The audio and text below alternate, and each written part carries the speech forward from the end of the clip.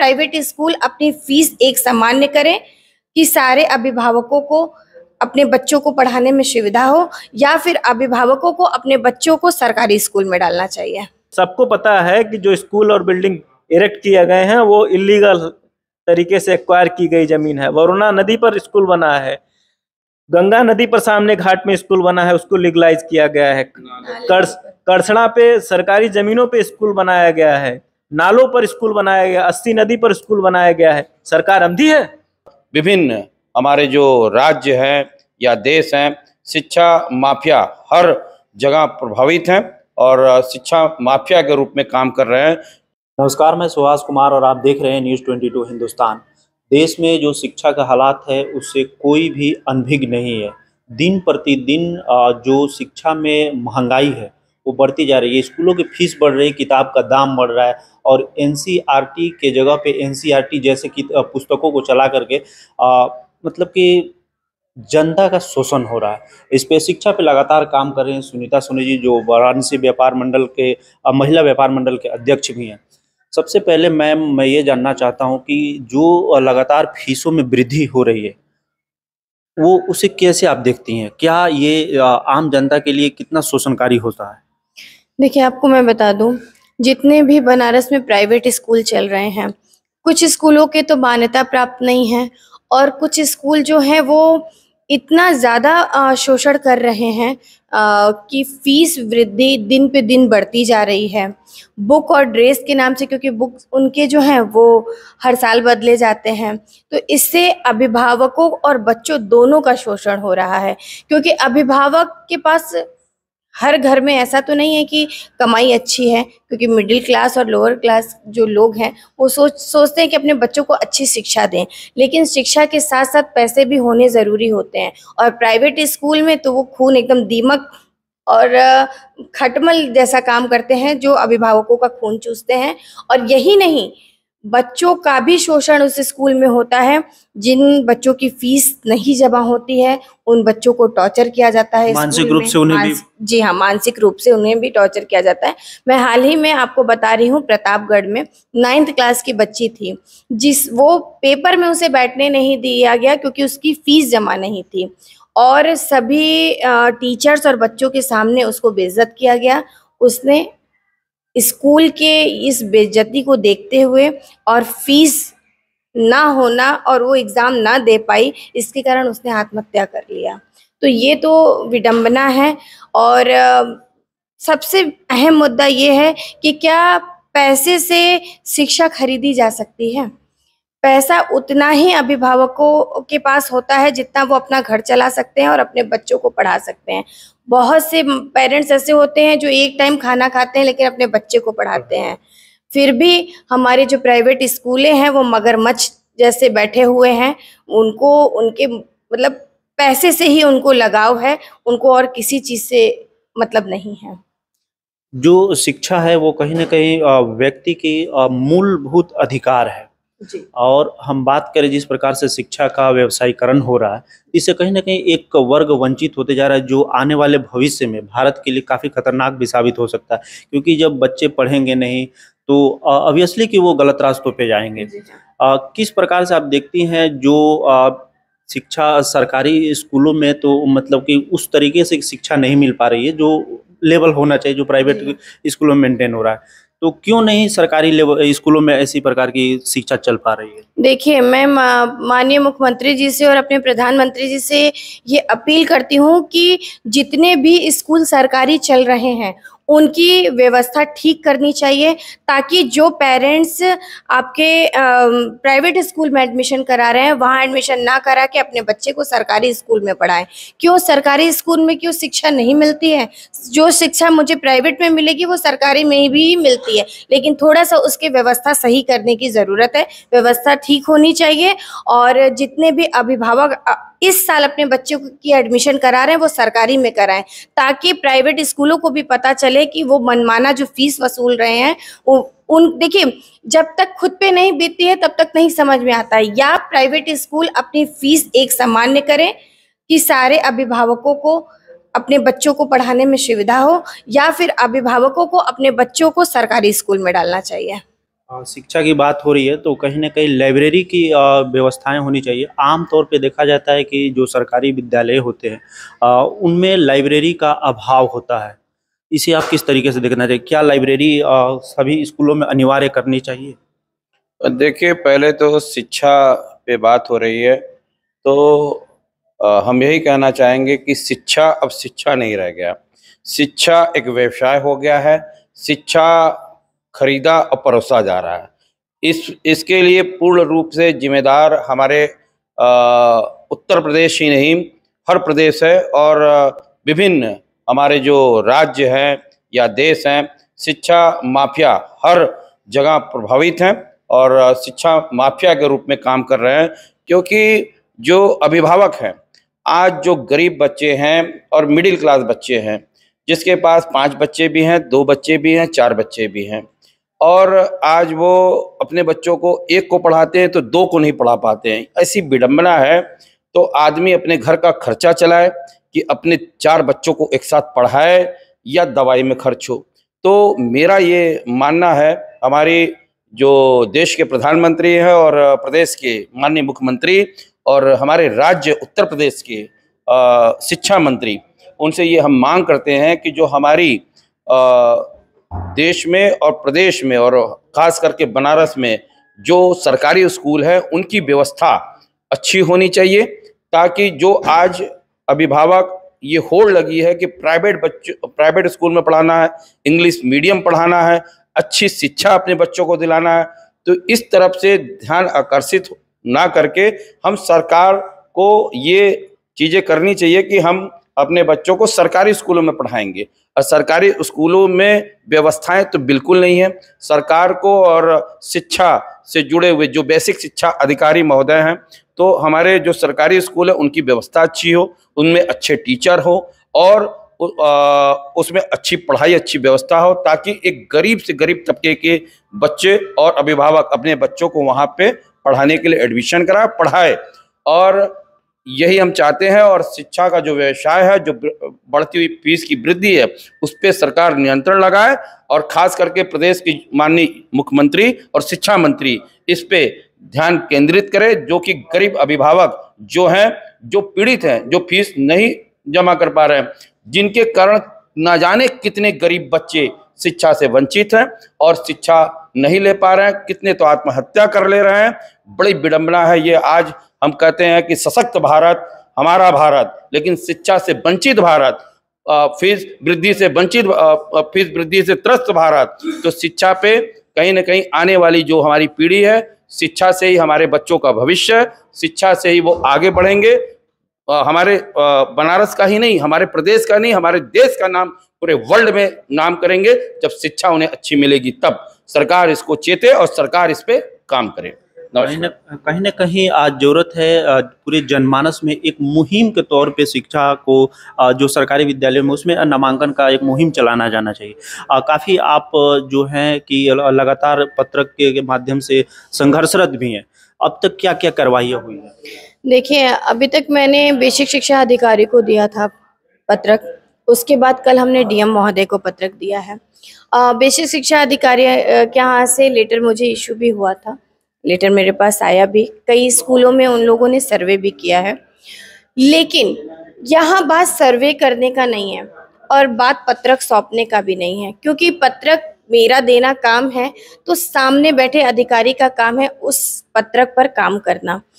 2-4 school में सर्वे करने से नहीं होगा। आप जिन जिन स्कूलों के मैंने नाम दिए हैं उन स्कूलों की लिस्ट मंगाया जाए और एक बच्चों की फीस की लिस्ट तैयार करके आप हर काउंटर पे लगाया जाए स्कूल के। क्योंकि आपको मैं बताऊं, किसी पेरेंट्स को 12,000, 7,000, 6,000 देना हर किसी के बस की बात नहीं होती।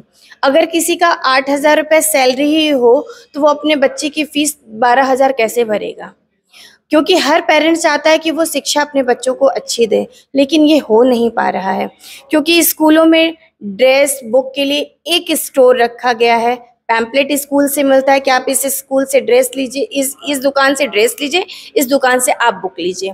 तो ये तो एक व्यवसाय का धंधा हो गया है। जितने भी शिक्षक बैठे हुए हैं, जितने, वो तो एक सिर्फ व्यापार कर रहे हैं, वो शिक्षा कहाँ दे रहे हैं। शिक्षा का मतलब ये होता है कि वो फीस कम होना चाहिए, बच्चे को अच्छी स्कूल में शिक्षा मिलनी चाहिए। वहाँ तो टिफिन देखा जाता है कि बच्चों के पेरेंट्स को एक नोटिस इशू की जाती है कि आपका बच्चा ये लाएगा और ये नहीं लाएगा। अगर मिडिल क्लास के घर में वो चीज़ हो ही ना अपने बच्चे को देने के लिए, तो क्या वो पढ़ा नहीं सकता है प्राइवेट स्कूलों में। तो ये सारी चीज़ों पे मैं काम कर रही हूँ, और मेरा आपके चैनल के माध्यम से सभी अभिभावकों से ये कहना है कि आप सभी लोग अपने बच्चों को सरकारी स्कूल में एडमिशन कराइए। अगर जब नहीं कम करते हैं ये प्राइवेट स्कूल वाले अपनी फीस, तो आपका बच्चा सरकारी में भी पढ़कर अगर काबिलियत होगी तो कुछ ना कुछ ज़रूर बनेगा। अभी हमारे साथ डॉक्टर अंकुर सर हैं। सर से भी हम जानना चाहते हैं कि किस प्रकार से जो वर्तमान में शिक्षा व्यवस्था है वो किस प्रकार से है, उसमें क्या क्या सुधार होनी चाहिए। देखिए, प्रशांत किशोर जो हमारे डीजीपी थे, उन्होंने कहा था कि जो क्राइम का तरीका है वो बदल चुका है। पहले लोग ऑर्गेनाइज क्राइम करते थे और बम फोड़ते थे, कत्ल करते थे। आज क्राइम का तरीका टॉप नॉच दूसरे तरह से करते हैं। तो शिक्षा जो है, ये शिक्षा माफिया हो गए हैं। जो शिक्षा के जो स्कूल हैं ये माफिया हो गए हैं, ये समाज को लूट रहे हैं। और 3-4 पॉइंट मैं बताना चाहता हूँ। पहला कि जो आपने सरकारी शिक्षा, स्वास्थ्य, सड़क, बिजली, ये सरकार जो है कॉन्करेंट लिस्ट में है। इसको केंद्र सरकार भी देखती है, राज्य सरकार भी देखती है। तो इसमें 2 चीज़ें हैं, क्या भारत में सरकारी सिस्टम सक्सेसफुल है कि नहीं। आपने दिल्ली में देखा, केजरीवाल की गवर्नमेंट ने शिक्षा को अच्छा बनाया, अच्छे स्कूल बनाए, और वहाँ पे लोग गर्व महसूस करते हैं एक सरकारी स्कूल में भेज के। हमारे ही देश में जवाहर नवोदय विद्यालय हैं, केंद्रीय विद्यालय हैं, सक्सेसफुल मॉडल हैं। आइए अब बनारस पर। बनारस पे क्या है, शिक्षा माफिया ऑर्गेनाइज क्राइम करने में लगे हैं, गार्जियन को लूटने में लगे हैं। न इस पे सरकार ध्यान दे रही है, न सरकार के जो अंग हैं, जो DIOS हैं, BSA हैं, वो ध्यान दे रहे हैं। जिसके लिए उत्तर प्रदेश में 2018 में Uttar Pradesh self finance independent school fees regulation act pass हुआ, जो 2020 में अमेंड हुआ। उसमें बहुत अच्छे से वर्णन किया गया है कि शुल्क जो मतलब शुल्क है उसका निर्धारण कैसे करेगी, कैसे समितियों का गठन होगा। तो जो व्यूअर्स हैं उनसे मेरा रिक्वेस्ट है कि जो 2018 का जो कानून है, जो इंडिपेंडेंट स्कूल है, उसको शुल्क निर्धारण का जो कानून है 2018 का सबको पढ़ना चाहिए। साथ में 2020 का उसमें जो सेक्शन 21 का अमेंडमेंट है उसको ध्यान में रखना चाहिए। उसमें ये साफ कहा गया है कि डिस्ट्रिक्ट मजिस्ट्रेट के अंतर्गत एक समिति गठित की जाएगी जिसमें DIOS, BSA और तमाम मेंबर होंगे। आदरणीय सुनीता सोनी जी हमारे साथ हैं, जो शहर की जानी मानी समाज सेविका है और समाज के लिए इन्होंने बहुत किया है और आगे भी करती रहेंगी। तो इन्होंने एक पत्रक दिया DIOS में, तो इनके पत्रक का उन्होंने संज्ञान लिया और इनको जवाब भी दिया कि ये चीज़ें हैं। लेकिन उन चीज़ों को धरातल पर कैसे इम्प्लीमेंट किया जाए, ये बहुत ज़्यादा ज़रूरी है। आज अगर आप स्कूल का मान्यता लेने जाएंगे तो पैसे लिए जाता है। स्कूल के मान्यता के लिए 17 से 18 NOC लगती है। किसी स्कूल की बिल्डिंग सही नहीं है तो सबसे पहले PWD, अग्नि या जो DIOS होता है या जो BSA होता है, वो NOC किस आधार पर देता है, और वो टेम्पोररी NOC होता है। अगर विद्यालय गलत तरीके से चल रहे हैं, शुल्क का निर्धारण गलत तरीके से है, तो उनकी NOC कैंसिल किया जाए, उनका एफिलिएशन कैंसिल किया जाए। सबसे पहले बहुत सारे विद्यालय हैं जो 5 तक एफिलिएशन है और 12 तक चला रहे हैं। ऐसा क्यों हो रहा है? इसका मतलब हमारा जो संरचना है, हमारा जो तंत्र है, उसमें कहीं ना कहीं कुछ गड़बड़ी है। यही बनारस शहर है जिसमें आज शिक्षा, सबको पता है कि जो स्कूल और बिल्डिंग इरेक्ट किए गए हैं वो इलीगल तरीके से एक्वायर की गई जमीन है। वरुणा नदी पर स्कूल बना है, गंगा नदी पर सामने घाट में स्कूल बना है, उसको लीगलाइज किया गया है। करसड़ा पे सरकारी जमीनों पे स्कूल बनाया गया है, नालों पर स्कूल बनाया गया, 80 नदी पर स्कूल बनाया गया है। सरकार अंधी है? वाराणसी विकास प्राधिकरण कहाँ था? PWD कहाँ था? इसका मतलब कहीं ना कहीं सारे विभाग भ्रष्टाचार में लिप्त हैं। स्कूल में एडमिशन के नाम पर किताब जो 30 रुपए की होनी चाहिए 300 रुपए में मिलती है। सालों से बदल लिया है। सरकार ये लिखती है कानून बनाते समय पार्लियामेंट में कि एनसीईआरटी की बुक चलेगी, तो एनसीईआरटी की बुक चलनी चाहिए। एनसीईआरटी आधारित बुक क्या होता है, ये बहुत बड़ा मुद्दा सरकार है। इसको डिफाइन करे कि एनसीईआरटी आधारित बुक क्या है। सबको पता है कि हम लुट रहे हैं, लेकिन कोई आवाज नहीं उठा रहा है। सुनीता सोनी जैसी महिलाएं इस समाज में हैं, जिसकी वजह से समाज चल रहा है और यही समाज को लीड करेंगी। एक आदमी एक इनिशिएटिव लेता है, उससे लाखों लोग फायदे में आते हैं। समाज सोया हुआ है, खासकर वो बनारस का समाज सोया हुआ है। वो कब जागेगा?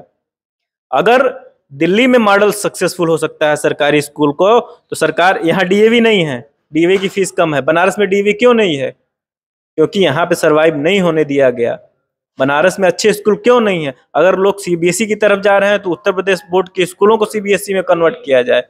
बनारस में अच्छे स्कूल रहे हैं, उदय प्रताप कॉलेज रहा है, एंग्लो बंगाली रहा है, सीएम एंग्लो बंगाली रहा है, बंगाली टोला रहा है, आदर्श इंटर कॉलेज रहा है। इनको एक नए सिरे से पुनर्जीवित करने की जरूरत है। आज हम बदल गए हैं, हमारी सोच बदल गई है। हर गार्जियन का बच्चा चाहता है कि वो अंग्रेजी माध्यम के स्कूल में पढ़े।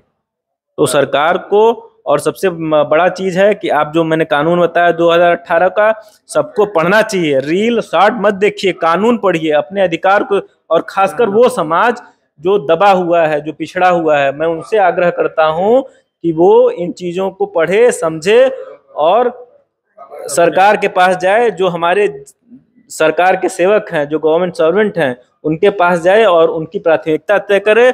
और जिलाधिकारी महोदय से ये है कि स्कूलों की निगरानी के लिए इमीडिएटली जो कानून के अंतर्गत कमेटी है उसमें उसका गठन करे, और सुनीता सोनी जैसे जो महिलाएं एक्टिव हैं उनमें उनको मेंबर रखा जाए, जिससे कि स्कूलों की बढ़ती फीस पर जो लगाम है उसको लगाम जल्दी से जल्दी लगे।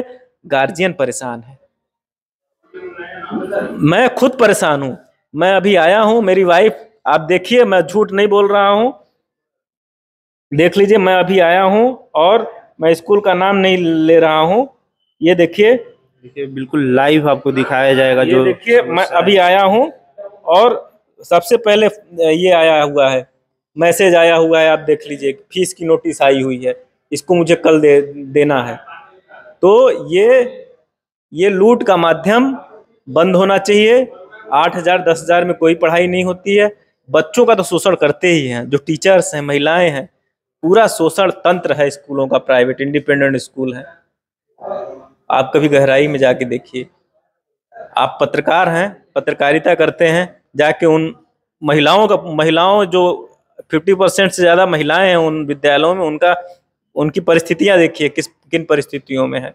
सुबह 5 बजे उठना होता है, खाना बनाएंगी, बच्चे को तैयार करेंगी, और 3 बजे तक शोषण होता है। कितना पैसा मिलता है? और 10,000 12,000 18,000। बहुत टफ कंडीशन है, शोषण है स्कूलों में। और उत्तर प्रदेश सरकार जो माननीय योगी जी की है, इस पे बहुत गंभीरता से विचार करना चाहिए। जो सेक्रेटरीज हैं उनको गंभीरता से विचार करना चाहिए, इस तरह का शोषण बंद हो। ये तभी संभव है जब सरकार इन्वेस्टमेंट ले, बड़े स्कूल खोले, 5,000 10,000 लड़के जहाँ पढ़ सकें।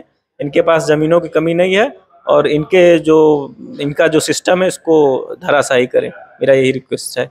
अंत में मैं सुनीता सोनी जी से एक संदेश जो आप आम जनता को देना चाहते हैं। देखिए, मैं आम जनता को संदेश देने से पहले कुछ बताना चाहती हूँ। आप बात लाइब्रेरी की कर रहे थे। जब हमारी शिक्षा ही अच्छी नहीं है, जब हमारी शिक्षा अच्छी नहीं है, हमारे स्कूल के टीचर अच्छे नहीं हैं, प्राइवेट स्कूल के नाम पे शोषण हो रहा है, ऐसी जगह लाइब्रेरी कैसे चलेगी? लाइब्रेरी वहाँ चलती है ना बच्चे की। अगर हमारा बच्चा पढ़ना चाहता है, लेकिन क्या आता है बीच में? फीस। अगर हमारे पास फीस नहीं है तो हम अपने बच्चे को पढ़ा नहीं सकते हैं। इसका मतलब मेरा बच्चा टैलेंटेड है, लेकिन वो पढ़ेगा कैसे? क्योंकि प्राइवेट स्कूल वाले को जब हम पैसा भरेंगे तभी मेरा स्कूल बच्चा पढ़ सकेगा। तो मैं अभिभावकों से यही कहना चाहती हूँ कि अब समय है एकजुट होने का।